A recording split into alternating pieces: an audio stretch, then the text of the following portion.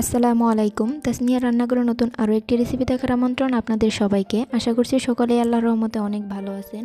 আবারও হাজির হয়ে গেলাম নতুন একটি রেসিপি নিয়ে। আজ আমি আপনাদের সাথে শেয়ার করব ফ্রোজেন পরোটা রেসিপি। আমাদের কর্মব্যস্ত জীবনে দৈনন্দিন কাজগুলোকে একটু সহজ করে নিতে কে না চাই। তাই আমরা যদি একদিন কষ্ট করি তাহলে মাস জুড়ে এই পরোটাগুলো ডিপ ফ্রিজে সংরক্ষণ করে রাখতে পারবো। সবার কাছে ছোট্ট একটি রিকোয়েস্ট, ভিডিওটি ট্রেনে না দেখে পুরো ভিডিওটি দেখে নেওয়ার চেষ্টা করবেন।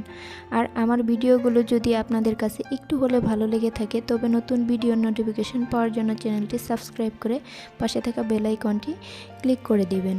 তো চলুন রেসিপিটি দেখে নিই। রেসিপিটি তৈরি করার জন্য এখানে আমি মিক্সিং বলে নিয়ে নিচ্ছি 2 কাপ পরিমাণ ময়দা।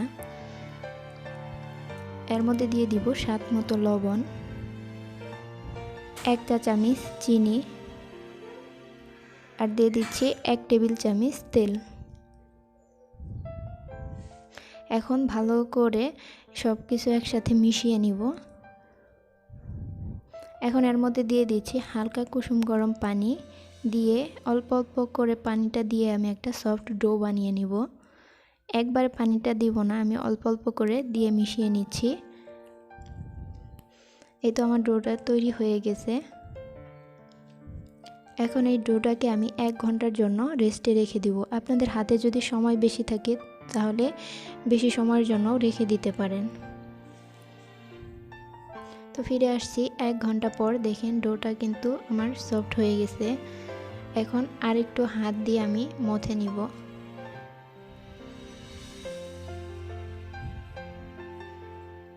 এই তো এখন আমার পছন্দ মতো লিচি কেটে নিচ্ছি।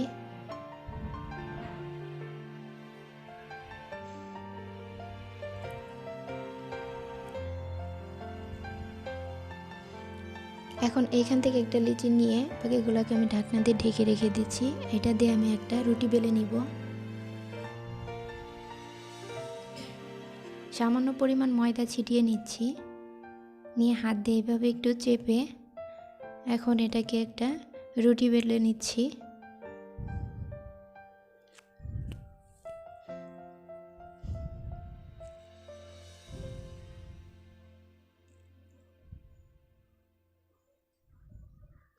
তো আমার রুটি বেলা হয়ে গেছে। রুটিটা বেশি বড় করে বেলার প্রয়োজন নাই, পরবর্তীতে আবারও বেলে নিব।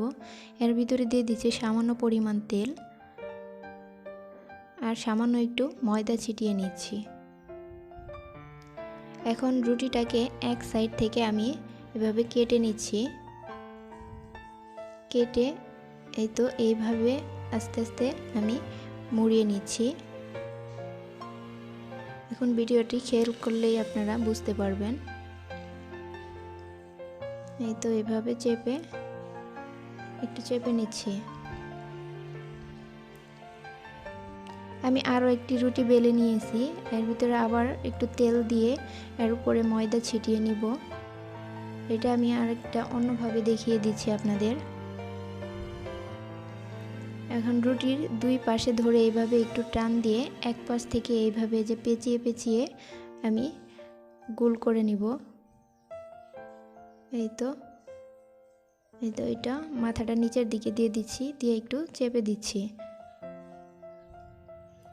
আমি আরও একটি রুটি বেলে নিয়েছি। একইভাবে আমি সামান্য পরিমাণ তেল দিয়ে ময়দা ছিটিয়ে নিব।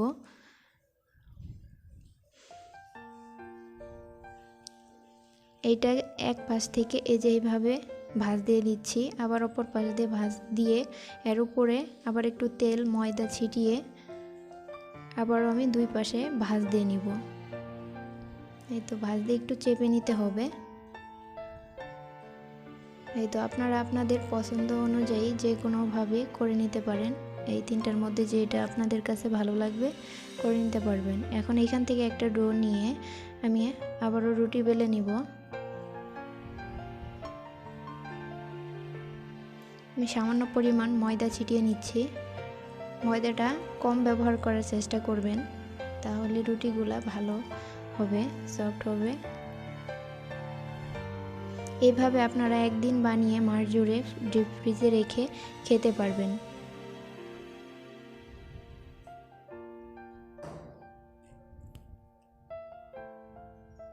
এই তো আমার পরোটাটা বেলা হয়ে গেছে। যেহেতু আমরা ডিপ ফ্রিজে সংরক্ষণ করব, তো আমি এই পরোটাগুলো একটু সেঁকে নিব। তার জন্য চুলায় একটা তাওয়া বসিয়ে দিয়েছি। এখন এপাশ ওপাশ 15 সেকেন্ড করে আমি করে নিব, ভেজে নিব। এর বেশি ভাজার দরকার নাই। একইভাবে আমি সবগুলা পরোটাই আমি সেঁকে নিয়েছি। এগুলাকে আমি ছড়িয়ে ঠান্ডা করে নিয়েছি। এখন এগুলাকে সংরক্ষণ করব। তার জন্য আমি এরকম একটা পলি ব্যাগ নিয়ে নিয়েছি। আপনারা পলি ব্যাগ অথবা যে কোনো এয়ারটাইট বক্সে ভরেও রেখে দিতে পারেন। তো এইভাবে আমি পলি ব্যাগে ভরে এভাবে ভাঁজ দিয়ে আমি ডিপ ফ্রিজে রেখে দিব। আপনারা যদি বেশি পরিমাণে বানাতে চান তো বেশি করে ময়দা দিয়ে ডো বানিয়ে রুটিগুলো বানিয়ে ডিপ ফ্রিজে রেখে দিতে পারেন। এখন এটা আমি ডিপ ফ্রিজে রেখে দিব। আমি একদিন 24 ঘন্টা আমি ফ্রিজে রেখে বের করে আপনাদের দেখিয়ে দিচ্ছি যে কেমন হয়েছে এবং ভেজেও দেখিয়ে দিব। এই তো দেখেন, খুব সহজেই কিন্তু ছেড়ে আসতেছে, কোনো কষ্টই হচ্ছে না। এখন আমি ভেজে নেব। তার জন্য চুলায় একটা তাওয়া বসিয়ে তাওয়াটাকে আমি ভালো করে গরম করে নিয়েছি। আমি এখান থেকে একটা পরোটা দিয়ে দিচ্ছি। আমি কিন্তু পরোটাগুলো ফ্রিজ থেকে বের করে সরাসরি দিয়ে দিচ্ছি, এটা নর্মাল করার কোনো প্রয়োজন নাই। চুলার আঁচটাকে মিডিয়াম টু লোয়ের মাঝামাঝি রেখে এখন পরোটাগুলো ভেজে নিব।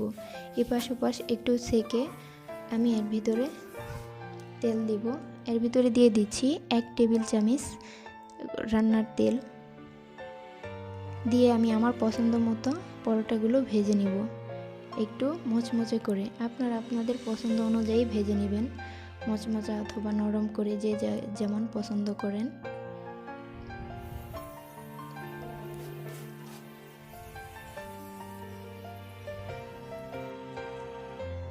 এই তো আমি এইভাবে ভেজে নিয়েছি। আমি এখন আপনাদের একটা ছিঁড়ে শেয়ার করে দেখিয়ে দিচ্ছি যে পরোটার ভিতরে কেমন লেয়ার তৈরি হয়েছে। আশা করছি আমার আজকের রেসিপিটি আপনাদের কাছে ভালো লেগেছে। ভালো লেগে থাকলে আপনারা আপনাদের ফ্যামিলি এবং ফ্রেন্ডসদের সাথে শেয়ার করতে পারেন। সকলে অনেক ভালো থাকবেন, সুস্থ থাকবেন। আল্লাহ হাফেজ। আসসালামু আলাইকুম।